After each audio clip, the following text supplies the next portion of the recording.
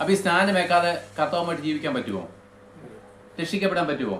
അപ്പോൾ ഒന്നാമത് വിശ്വസിക്കണം, മാനസാന്തരപ്പെട്ടിട്ടാണ്. അപ്പോൾ ഞാൻ ചോദിക്കട്ടെ, ഇതൊരു വിവാഹ ഉടമ്പടിയുമായിട്ട് ചേർത്ത് കഴിഞ്ഞാൽ, ഞാൻ പണ്ടൊന്ന് പറഞ്ഞാൽ ഒന്നുകൂടെ മനസ്സിലാക്കാൻ പറയാം. നിങ്ങൾ രണ്ടുപേരുടെയും വിവാഹം നടന്നു, നിങ്ങൾക്ക് മിന്നുകെട്ടുണ്ടോ? ഓക്കെ, അത് മിന്നുകെട്ടുണ്ട്, പിന്നെ അവരുടെ പ്രാർത്ഥനയുണ്ട്, പിന്നെ എന്താണ്, കാര്യങ്ങളെല്ലാം ചെയ്തു ഇല്ലേ, പുരോഹിതന്മാരുടെ ശുശ്രൂഷകളെല്ലാം തീർന്നു. പക്ഷേ അവസാനം ഒരു പരിപാടി ചെയ്തു. അച്ഛൻ ആനോട് അവർ പറഞ്ഞു രജിസ്റ്ററിൽ ഒന്ന് ഒപ്പിടാൻ പറഞ്ഞില്ലേ, ഒപ്പിട്ടെ. അമ്മ പറയാണ് ഞാൻ ഒപ്പിടത്തില്ലെന്ന് പറഞ്ഞാൽ ഇവിടെ ഒന്നിരിക്കാൻ പറ്റുമോ? മിന്നു കിട്ടിയതില്ലേ, ബാക്കിയെല്ലാം ചെയ്തല്ലേ, ഇവിടെ വന്ന് ഇരിക്കുന്നതിന് കുഴപ്പമില്ല. രജിസ്റ്ററിൽ അച്ഛൻ ആദ്യം ഒപ്പിട്ടതിന് ശേഷം അമ്മാമ്മയും കൂടി ഒപ്പിട്ടെങ്കിൽ മാത്രമേ ഈ ഇവിടുത്തെ അധികാരം പുള്ളിക്കാരിക്ക് കൂടെ കിട്ടത്തുള്ളൂ. ഉടമ്പടി ആകത്തുള്ളൂ, വെച്ചാൽ അധികാരം കിട്ടത്തുള്ളൂ.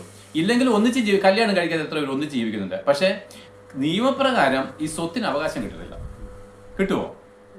ഈ സൈൻ ചെയ്തില്ലെങ്കിലും ഈ രജിസ്റ്റർ ഒപ്പിട്ടില്ലെങ്കിലും അമ്മാമ്മയ്ക്ക് ഇവിടെ താമസിക്കാൻ കുഴപ്പമില്ല. പക്ഷേ നാളെ ഈ വസ്തുവിന്റെ പ്രശ്നത്തിൽ നിങ്ങളുടെ കോടതിയിലും കാണിച്ച നിയമപ്രകാരം നിങ്ങൾ ചെന്ന് കഴിഞ്ഞാൽ ഒരു കാര്യം മണ്ണ് ഇവിടുന്ന് അമ്മമ്മയ്ക്ക് കിട്ടത്തില്ല. കാരണം എന്താണ്? രജിസ്റ്റർ ചെയ്തിട്ടില്ല, രജിസ്റ്റർ പേരില്ല. മനസ്സിലാകുന്നുണ്ടോ? അങ്ങനെയാണെങ്കിൽ അപ്പം അച്ഛൻ സൈൻ ഇട്ടു, അമ്മാമ്മയും കൂടെ സൈൻ ഇട്ടെങ്കിൽ മാത്രമേ ഈ വിവാഹ ഉടമ്പടി ലീഗലി പൂർത്തീകരിക്കത്തുള്ളൂ അല്ലേ? അങ്ങനെയാണെങ്കിൽ അപ്പൊ എന്താണ്? ഈ സൈനാണ് യേശു ക്രിസ്തു ക്രൂശിൽ തന്നത്. ക്രിസ്തു നമുക്ക് വേണ്ടി ക്രൂശിൽ മരിച്ചു.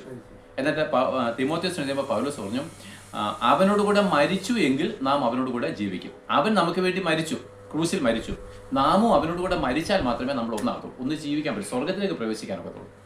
അതിനാ പറഞ്ഞത്, നിങ്ങൾ മാനസാന്തരപ്പെട്ട് നിങ്ങളുടെ പാപമോചനത്തിനായിട്ട് സ്നാനം ഏൽപ്പിൻ, അപ്പോൾ പരിശുദ്ധാത്മാവ് ദാനം കിട്ടും.